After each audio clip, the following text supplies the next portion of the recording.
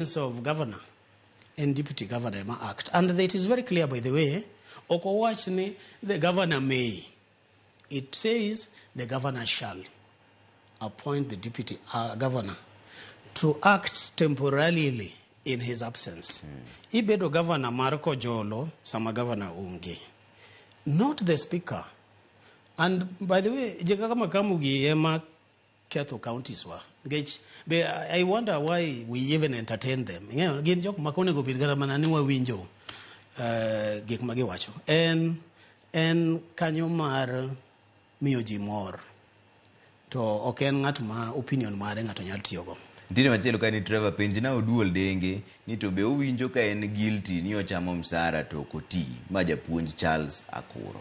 That's a very good question. I feel guilty ni okati nikech poki penja to takasegwe tao. Koro we monda answer. Na winjo ke duoko nyambaga. Winjo ka duoko.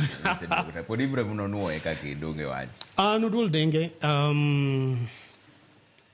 I do not feel guilty. Feel guilty ni achamo msara to okati.